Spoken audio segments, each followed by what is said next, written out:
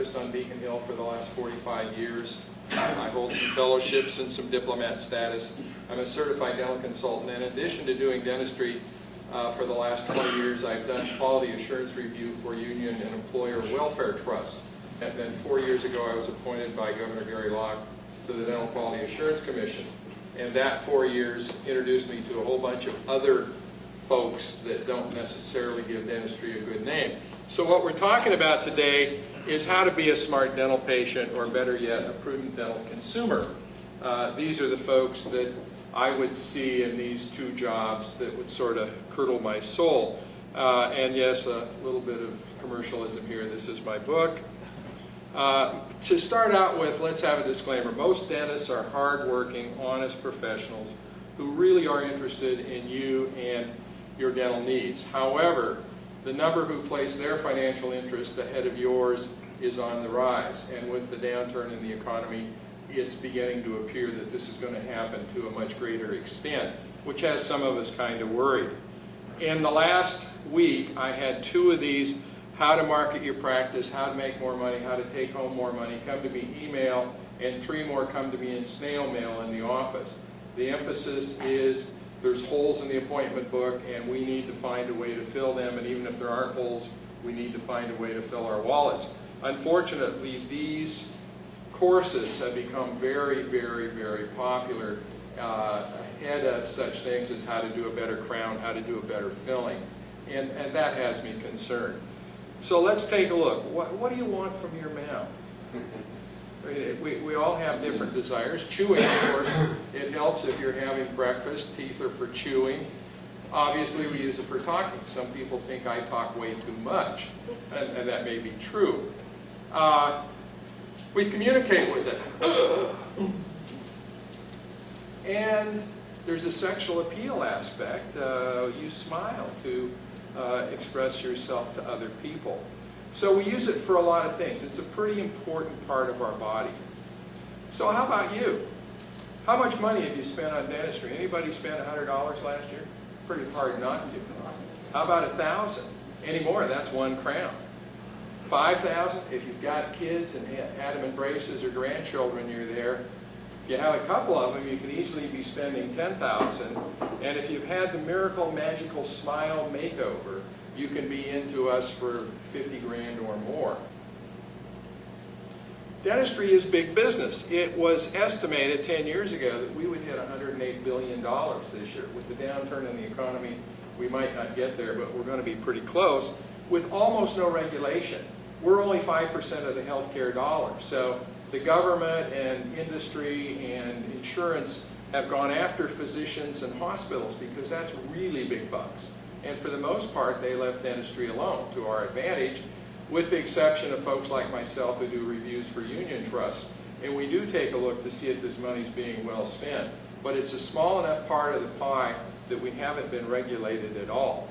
10 years ago, of the $56 billion that was spent, about $27 billion was taken care of by some sort of third party.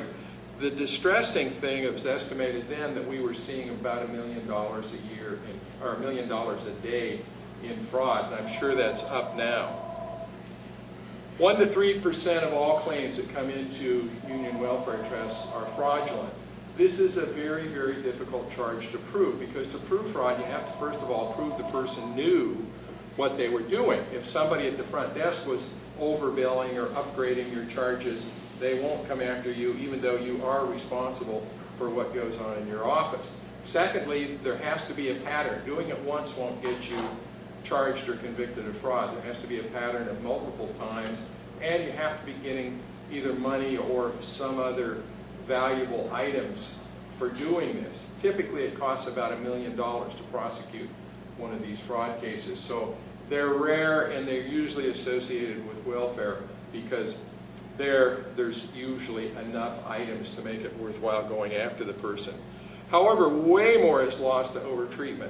Conservatively, we're saying 20 to 30% of what we see as insurance consultants the patient would be better off without. The 2 fellows I have working with me who are from the dental school here at the University of Washington think it may be closer to 40%. We literally, yesterday I did 50 cases in review, and we turned down, or rather I turned down about 25 of them. So it really is an issue. And some of the really big areas, in America, when you turn 16, you get your driver's license and you lose your wisdom teeth. Typically that costs $3,000 to $4,000. Only one wisdom tooth in 10 will ever be a problem for a person. So does it make sense to take them all out when you turn 16? If you're over 35, the good news is there's less than a 1% chance that your wisdom teeth will ever be a problem. Cracked tooth syndrome came on the scene about 15 years ago. I'd never heard the term before, and all of a sudden in 1 week I saw 5 requests to crown teeth for cracked tooth. I'm an old dude. If you shine a bright light on my teeth, you will find cracks in all of them. And probably most of the people in this room the same. I get these requests come in to do crowns. It's sensitive to hot and cold and it hurts when they bite. We got to crown this tooth. Well, sensitive to hot and cold can be controlled by fluoride. Every night before you go to bed, you get some gel cam, you brush a little gel cam on your teeth, you go spit, don't eat, drink, or rinse, so go to bed, and it will desensitize the roots. It'll also make them a lot stronger, so there's less chance you'll get decay on your teeth that haven't been crowned, and less chance you'll get decay on the roots of teeth that have had crowns. So, okay, gel cam, I don't own Costco stock, but at Costco you can get 2 tubes of gel cam for $15. It's a fluoride gel. You use it as I told you to use it. You can buy it at Fred Meyer, but it'll cost you $18 for 1 tube. It doesn't require a prescription. It's a 0.4% of neutral sodium fluoride, just what you wanted to know. But it works. It's great for desensitizing. It's great if you find you're having a lot of decay because it'll harden the surfaces. So that's a preventative. Absolutely. Of sensitivity, and it also prevents decay. There's even some evidence it helps with gum problems. That's So the problem is, again, our fee-for-service approach to medicine. A little bit, yeah. We ought to be giving this to you. The other thing that we ought to be doing, and this is off topic, kids, and particularly welfare kids, have phenomenal amounts of decay for a variety of reasons. If we gave them a little dose of xylitol syrup, which is a natural sugar, but it's a sugar that not only doesn't cause decay, it prevents decay. And that ought to come with the check every month. 1 dose per kid per day. We could cut the amount of decay they have down to probably 10% of what we're seeing. This has been well proven in research. Could they put that in food products? It is in some food products and it is in some gums. Yeah. At any rate, this is a case that just drives me crazy. There's 3 teeth. There may be a little bit of decay here if I squint, possibly a little here. This horn here is calculus. The patient needed to get their teeth cleaned. But let's look what was done. They whacked all 3 teeth down for porcelain crowns.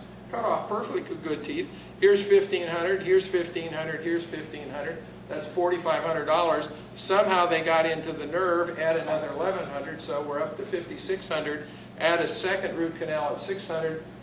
We just spent a phenomenal amount of money, and all we needed was maybe 2 fillings.